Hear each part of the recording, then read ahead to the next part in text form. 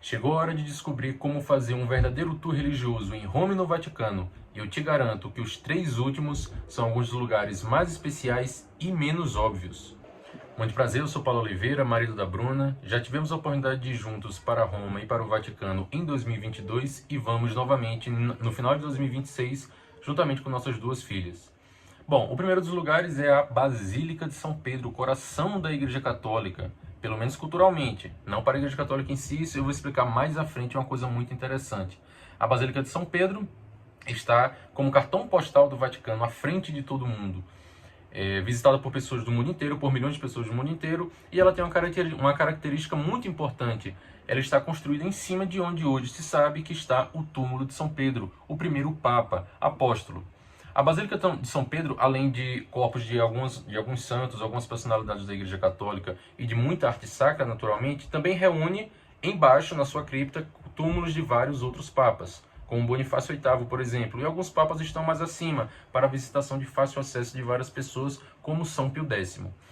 O segundo lugar está logo à frente da Basílica de São Pedro, que é a Praça de São Pedro. É um lugar de reunião de vários católicos e pessoas que vão ali para conhecer o lugar, e tem uma particularidade muito interessante. É na Praça de São Pedro que as pessoas se reúnem às quartas-feiras para as audiências papais, encontros com o Papa, para ouvir dele algumas palavras acerca de atualidades do mundo moderno. A Praça de São Pedro, ela também está localizada num lugar muito importante, que é onde ficava anteriormente o Circo de Nero. Nero foi um imperador romano conhecido por perseguir muitos cristãos, martirizar muitos cristãos. E exatamente na região onde ficava o Circo de Nero, hoje está não apenas a Praça de São Pedro, como também a Basílica de São Pedro. Então, espiritualmente, para católicos do mundo inteiro, são lugares muito especiais. O terceiro lugar é a Basílica de São João de Latrão. E aí sim é o coração de fato da Igreja Católica que eu havia citado anteriormente. Por quê? Porque lá está a Cátedra do Papa. O Papa, como sendo o bispo mais especial da Igreja, o bispo de Roma, ele tem a sua cátedra, ou seja, a sua cadeira, entre aspas, na Basílica de São João de Latrão.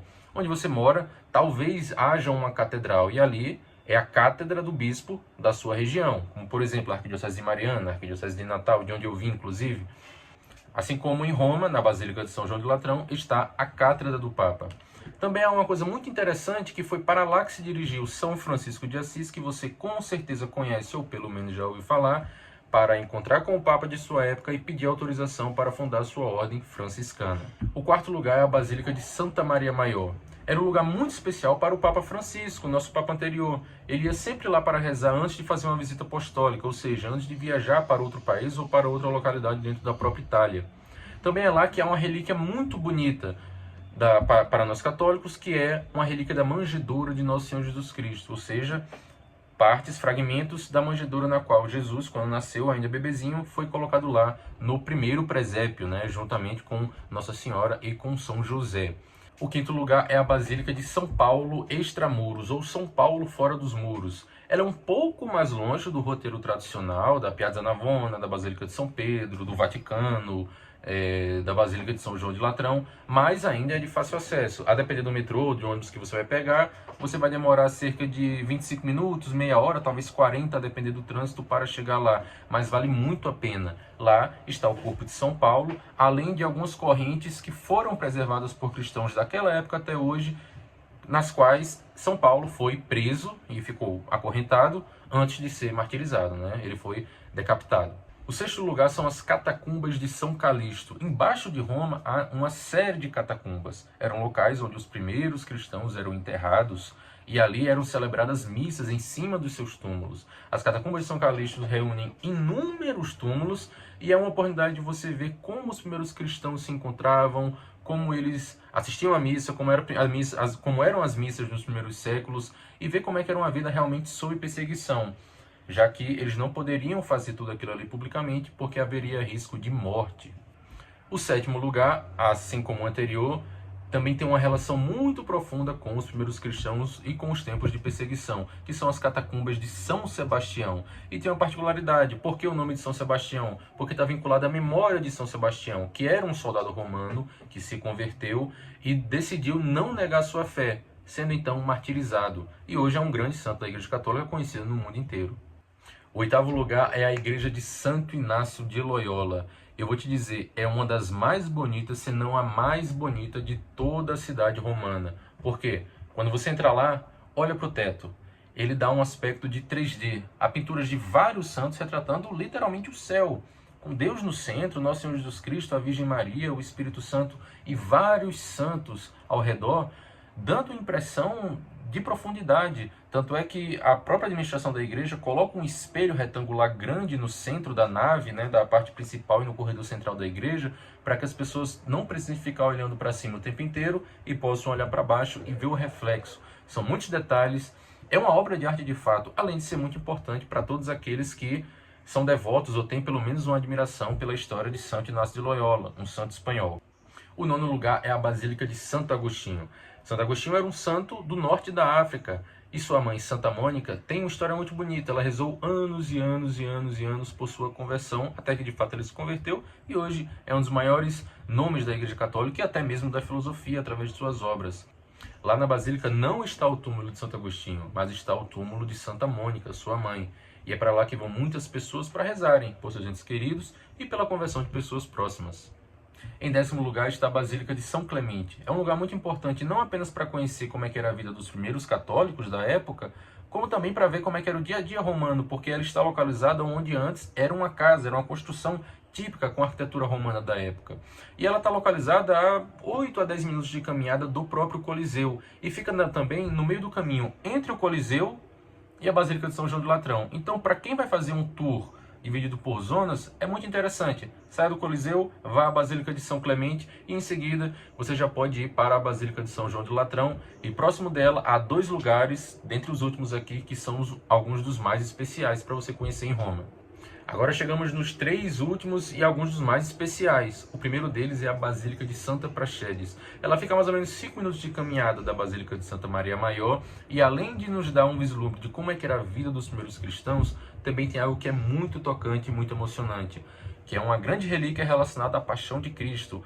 É um pedaço da coluna da flagelação, ou seja, um pedaço daquela coluna a qual Nosso Senhor Jesus Cristo foi amarrado quando foi flagelado, antes de ser devidamente condenado à morte, e aí sim ir para o seu Calvário. É um momento muito importante de ver.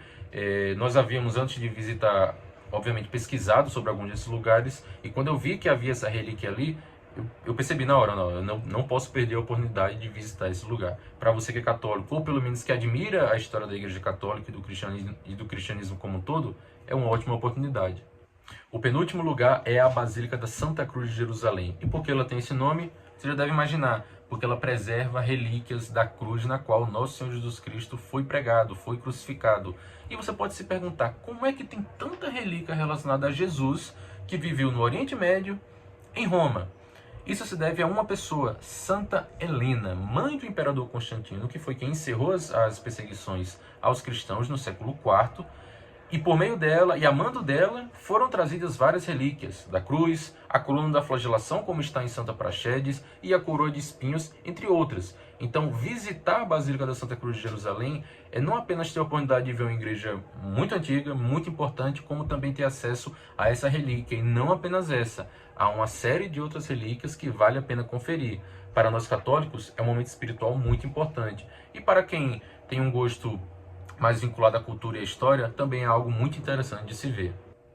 E o último lugar é o Santuário da Escada Santa. E novamente nós temos que falar dela, Santa Helena, mãe do imperador Constantino. Foi a mano dela que a Escada Santa foi trazida lá de Jerusalém para Roma. E o que é a Escada Santa, afinal? Era a escada que ficava no pretório, onde Pôncio Pilatos, governador da Judéia, julgou Jesus. E foi a escada que Nosso Senhor subiu para então ser apresentado às pessoas. Quando Pôncio Pilatos mostra Jesus aos judeus e todos eles gritam, né? Crucifica-o, crucifica-o, crucifica-o. É uma coisa muito imponente de se ver. A escada ela está preservada por baixo de alguns degraus que foram colocados depois de um tempo, porque as pessoas subiam ali. E um detalhe, todos só podem subir de joelhos, ninguém pode subir a pé, certo? Os degraus eles foram preservados com o tempo para não se perder, né? Até mesmo a sua estrutura, o seu formato. E ao longo da subida é uma oportunidade muito grande, muito edificante de rezar, de pensar um pouco na paixão de Cristo. Em alguns momentos, em algumas partes da escada, A estrutura meio que ela tem pedacinhos de vidro através dos quais você pode ver algumas gotas de sangue, e se acredita que seja sangue de Nosso Senhor que ali passou para ser apresentado para todos os judeus e em seguida foi crucificado. Então a Escada Santa é muito importante de se ver, e ela fica próxima da Basílica da Santa Cruz, como também próxima da Basílica de São João de Latrão. Da Basílica de Santa Cruz é mais ou menos 5 minutos, da Basílica de São João do Latrão é menos, ela está praticamente ao lado, então a 3 minutinhos você está chegando lá perto. A Escada Santa ela fica praticamente ao lado da Sé Episcopal de Roma, ou seja, onde fica toda a estrutura administrativa que dá auxílio ao Papa, e como eu já falei, a Basílica de São João de Latrão é onde está a Cátedra do Bispo de Roma, que atualmente é o Papa Leão XIV. Esses são os lugares mais especiais para nós católicos, ou para aqueles que, apesar de não serem católicos, têm interesse na história, na cultura e na tradição da Igreja Católica e na história e na cultura da Itália. Se você gostou desse vídeo, deixa o seu like, já se inscreva no nosso canal e aprenda com a gente, porque aqui a gente vai constantemente dar dicas práticas de viagem, economia, finanças, organização, tours, e também compartilhar nossas experiências sobre como é viajar em família e sobre como é conseguir viajar fazendo economia, se organizando e conhecendo vários lugares que você deseja. Até mais!